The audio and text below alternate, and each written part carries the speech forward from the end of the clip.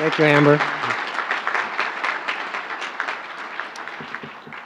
Wow, this is amazing. It's a great honor to speak to you all tonight, to be in a room with such amazing change makers, and to follow such a great panel. And how about this? Is this better?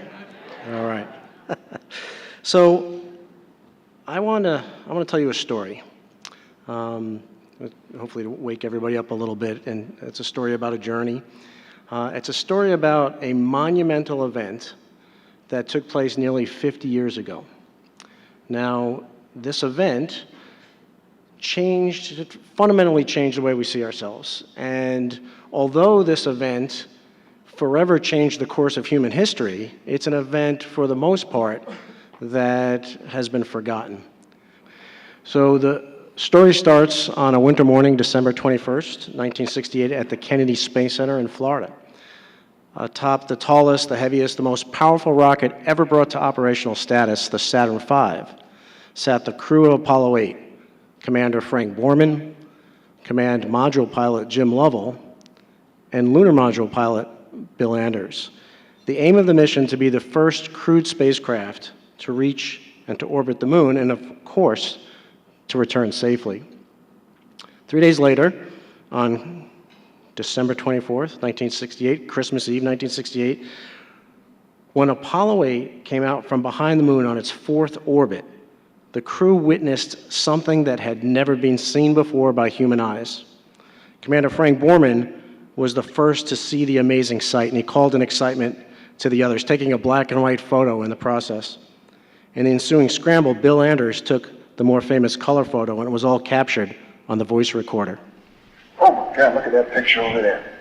There's the Earth coming up. Wow, that's pretty. Hey, don't take that, it's not scheduled. You got a color film, Jim? Hand me a roll of color, quick. Oh man, that's color. Quick. As the crew experienced the Earth emerging from behind the lunar horizon, I wonder if they knew what was happening, if they knew the significance of that moment in time. They had just become the first humans to see the whole Earth hanging in the blackness of space and to capture that for the rest of us. This famous photograph, known as Earthrise, is probably the most influential photograph ever taken. This image revolutionized how we see the world, how we see ourselves, with its simple message that we are one people traveling on one planet towards one common future.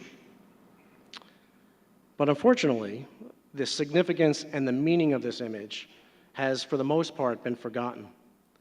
40 years later, after that first Earthrise, I got to also experience our planet from space as I flew to space on Space Shuttle Discovery. On the day of launch, we climbed into our spacesuits. I remember leaving the crew quarters, waving to everybody as we went out and headed out in the Astrovan to the launch pad. We took the elevator up to the top of the launch pad, and one by one we took our turns climbing through the hatch and into our respective seats on the space shuttle. And after we were all strapped in, I had a little bit of time to think. It's one of those wonderful moments that life gives you for self-reflection, and I briefly wondered what I was getting myself into as I was strapped to 4.5 million pounds of explosive. So the digital clock in the center of Discovery's control panel right in front of me counted down to within a minute. And as it counted below 10 seconds, I got ready for the main engines to light. Avenue. TLS is go for main engine start. 6 seconds, main engine start. 3 coming up. 3, 2, 3 to 100. Hang on. booster ignition. 102, Liftoff. 102. Discovery. Auto. Mate Kudasai. That's I see 3 at 104. I see a command and a roll. Houston, Discovery, roll program. I am LV Lynch. Roger, roll, Discovery. Roger, roll, Discovery. Houston now controlling the flight of Discovery, a man-made presence. Oh, what a view up the side. All right, the digitals. At 8.5 minutes after launch, all 3 engines abruptly shut down according to plan. And inside the spacecraft, all of us went from being pushed in our seats at 3 times the force of our weight, at 3 Gs, to being weightless instantly. And I remember thinking to myself, we made it. And by that I meant we survived, but I was also really happy that, and really cognizant that my childhood dream of flying in space had just come true. On that first day in space, the most memorable moment was when I had the opportunity to look out the window for the first time. When my TASS rover, I got to unstrap, float over to the window, and really take a look at the Earth. It was just absolutely breathtaking. And I remember the first thing that hit me was just how unbelievably thin our atmosphere is. And I was hit in that moment with the realization, the sobering realization, that paper-thin layer protects every living thing on the planet, keeps every living thing on Earth alive. But in spite of that fragility, you couldn't help but fall in love with the beauty of our planet. It's a constant dance of colors and light and motion. And what's really amazing and beautiful is watching thunderstorms casting long shadows on the horizon and watching the clouds turn from pink to red to gray and to finally black. And then as we cross into the dark side of the orbit, seeing all the lights of the cities, all the evidence of human activity, all the towns, the cities, all of a sudden comes to life. And it really gives you the sense that we live on this living, breathing organism. Now, this was amazing to see. We saw many amazing things like paparazzi-like flashes of lightning storms, dancing curtains of auroras that seemed so close that we could reach out and touch them. And this was an incredibly beautiful experience. It was an incredibly moving visual experience, but was much, much more than just a visual experience. What I experienced in space was a profound sense of gratitude. Gratitude for the opportunity to see the planet from that perspective, and gratitude for the planet that we have all been given. And in some way that I can't really fully explain, being physically detached from the Earth made me feel deeply interconnected with everyone on it. Now, this feeling of interconnectedness, I think, really became real to me on my second mission to space. My second journey to space, where I spent half of 2011 living and working on board the International Space Station, started with a launch from Kazakhstan in a Russian Soyuz spacecraft. And during my 6 months on the space station, I got into this routine where I would almost say goodnight to the Earth. As my TASS rover and I was getting ready to go to bed, I'd go to the cupola, which is this windowed observatory on the bottom of the space station, and I would just gaze at the Earth for a while. And I would ponder what the next 50 years would look like. You know, how far would we come towards solving the biggest challenges and problems facing our planet? And I would routinely be hit in the gut with the sobering contradiction between the beauty of our planet on one hand and the unfortunate realities of life on our planet on the other hand. We all know that life is not always as beautiful as our planet looks. You know, those don't have enough food to eat, clean water to drink, the poverty, the strife, the conflict that exists on our planet. And so I spent a good deal of my time Earth gazing, pondering the question, because I launched into space with this belief that we actually right now already have all the resources, all the technology necessary to solve many, if not all, the problems facing our planet. So I spent a good deal of my time Earth gazing, pondering the question, if that's true, why do they still remain? And I think the seeds to the answer to that question were planted about 3 years earlier on my first space mission. On the third spacewalk of that mission, my feet were clamped to the end of the space station's robotic arm. And with me attached to the arm, it was flown through a maneuver that we called the windshield wiper, which took me across a large arc across the top of the space station and back.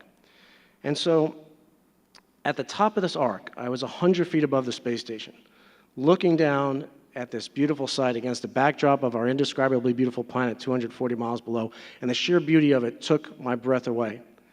But what was more compelling than the beauty was the incredible human accomplishment that the International Space Station represents. It's not only a technological accomplishment, probably the most complex, complicated structure ever built, but it's an amazing example of international cooperation. You have to realize that 15 nations, some of these nations weren't always the best of friends. Some were on opposite sides of the Cold War, opposite sides of the space race. Somehow, these nations found a way to do this amazing thing in space. They found a way to make the impossible possible, and they found a way to do it together. And as I hung up there looking at the space station, I wondered what the world would look like if we could overcome our cultural barriers to collaboration. How many fewer problems would we all face if we could figure out how have that same level of cooperation on the Earth's surface. Now, I was born in the year that Yuri Gagarin became the first human in space, at the height of the Cold War. 50 years later, almost to the day, from the very same launch pad that Yuri Gagarin launched from, I launched into space as a fully integrated member of a Russian spacecraft crew with a couple of Russian military officers on a spacecraft called Gagarin. And as we stood at the base of that rocket that would take us to space for 6 months on a cold April evening at a previously top-secret Soviet military installation, I saw this American flag and Russian flag next to each other. That image was burned into me. You have to realize that for the first 15 years of my adult life, I trained to fight the Russians, America's most threatening enemy at the time. I served as a Cold War fighter pilot on the tip of the sword stationed in West Germany before the fall of the Berlin Wall. I also fought in combat in another part of the world and saw firsthand the horrors of war. Back then, I was operating in a two-dimensional us versus them world. Unfortunately, this is still the primary operating system of our planet. This is an image of the world that our civilization is currently based on, a two-dimensional landscape of nation-states fighting and competing over resources. A landscape where not only nations compete over resources, but also corporations and NGOs. And this is the real world.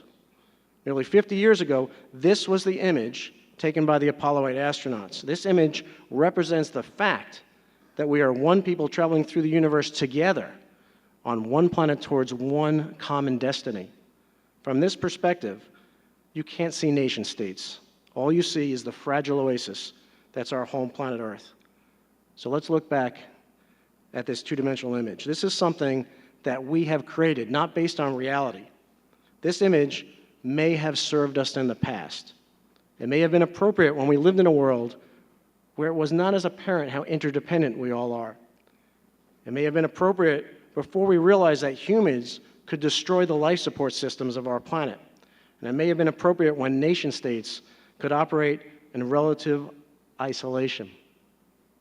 This image is no longer the appropriate guidepost for our actions. This is the appropriate guidepost for our actions. This is reality. But the way we're currently operating, our business decisions, our political decisions, are based on the two-dimensional map. We are presently living the lie that everything, including the very life support systems of our planet, are the wholly owned subsidiary of the global economy. But it's precisely the other way around. In order for humanity to progress and to prosper, we must deal with the very real problems and challenges that are facing us in the context of the real world. We need to create and build a future that is based upon the image of Earthrise. The image of Earthrise embodies three key pillars: interdependence, long-term thinking, and profound collaboration, all wrapped in the blanket of empathy and compassion. We cannot continue as a species with a two-dimensional map as our model. Humanity is at a critical point in history, a point like never before. We are a critical fork in the road. Before us are two paths. One is to continue on the two-dimensional us versus them path that we're presently on, to continue living under the lie that nation-states can pursue their own self-interest independent of the rest of the world, to continue with the false idea of separation, to continue to deny and ignore our common origin and our shared future, to continue on a path of profit maximization and economic growth at all costs, to continue on a path of increasing nationalism, tribalism, and violent conflict, which all will ultimately lead to despair and destruction. The other path is founded on the principles of Earthrise, which will lead to a positive restorative future, a future where 10 billion humans can live within the Earth's planetary limits in peace and harmony, a future we would all want to be a part of. Next year, it will be the 50th anniversary of Earthrise. We are bringing together a group of international astronauts from all around the world who have seen the Earth from the orbital perspective. We are bringing them together to form the core of an international coalition called Constellation, to reimagine the next 50 years, a coalition that you are all invited to join, a coalition that embraces the fact that all of us are in space already. Each and every one of us is riding through the universe together on this spaceship that we call Earth. Now, Constellation is framing this story as a 100-year journey through space, A journey that began on December 24th, 1968, that first moment where we as a human species saw the whole planet hanging in the blackness of space. And we're taking that journey to 2068, the 100-year anniversary of Earthrise. We're asking people to help us co-imagine what the world should look like in 2068. Not necessarily what technology will we have, but what principles do we as a society want to be living under in 50 years? What's the basic operating system of our planet in 2068? And what's the roadmap to get to this positive visionary future? One of the steps on the roadmap will be the accomplishment of the Sustainable Development Goals by 2030. The accomplishment of the SDGs is not a vision of the future. They're the chores. They're the homework assignment, if you will, to get us to the prize of the visionary future based on the truths declared by Earthrise. We want you to help us share what Earthrise 2068 could and should look like, to help us identify and accelerate those moonshot efforts that are propelling us toward this visionary positive future. Next September, we're going to bring the message of a possible Earthrise future to world leaders gathered at the UN General Assembly. A possible future based on the 3 pillars of Constellation, the 3 pillars of Earthrise: interdependence, long-term thinking, and profound collaboration. We are also taking this message to people and organizations all around the world. And with all of this, we need your help. Business enterprise, impact investing, creative financial vehicles are the missing links to financially sustainable real solutions.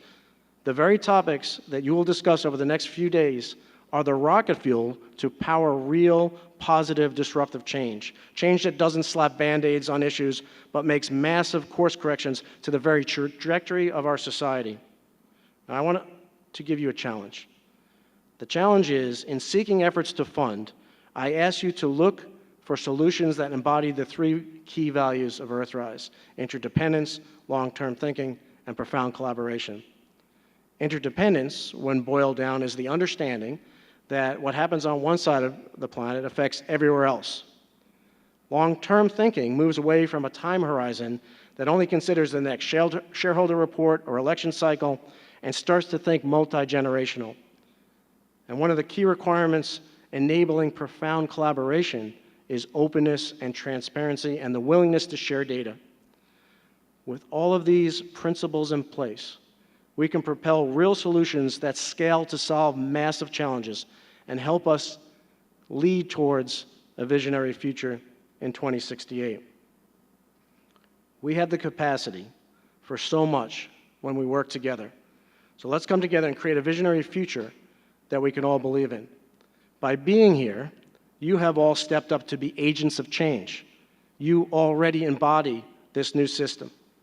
During the next few days, we'll continue our discussion about the 17 UN Sustainable Development Goals. I am an ambassador not only for Constellation's vision, but to be an advocate for Goal 17, partnerships, or what I like to say, profound collaboration. My objective is to highlight the fact that we will not be able to achieve goals 1 through 16 if we can't get goal 17 right, if we don't learn how to work together. So our opportunity over the next days is to get to work together. Now, I'm not here because I'm an expert in impact investing. I'm here because you are. I want to invite you to share your perspective, to share your vision for flipping this two-dimensional system on its head, to share your vision of the financial and economic landscape of 2068. So to basically tell you another story, I want to tell you a story of the end of my last mission in 2011. When it was time to return, my 2 Russian crewmates and I put our spacesuits on, we climbed into our Soyuz spacecraft, we closed the hatch, we undocked from the space station, and we did a couple of laps around the planet. And as we crossed the south tip of South America, we fishtailed our spacecraft around to point our engines backwards, and I saw this beautiful crescent moon go by my window. We had this fiery, violent ride through the atmosphere at 5 miles a second. Our parachutes opened. They threw us all over the place. Eventually, we smacked into the ground. We bounced, we rolled, we flipped over. And now the capsule ended up on its side. And now my window was facing down at the ground. And out of my window, I saw a rock, a flower, and a blade of grass. And I remember thinking to myself, I'm home. And what was really interesting about that thought is I was home, but I was in Kazakhstan. And so to me, at that moment, my home wasn't just Houston, where I lived with my family at the time, and it's also the home of the Houston Astros. Anybody know the score? My home was Earth. And our definition of that word home has profound implications for how we solve problems, how we treat each other, how we treat our planet. And so I just want to close by saying it's such a great honor to be in a room of such amazing change makers. You have so much potential. You have the answer. You have the fuel for the real change that we need to make. And as a fellow crewmate on Spaceship Earth, I want to thank you for all that you're doing and all that you will do to help make life on our planet as beautiful as our planet looks from space. So together, let's nudge the trajectory of our society toward a more beautiful future for all. And with that, I thank you.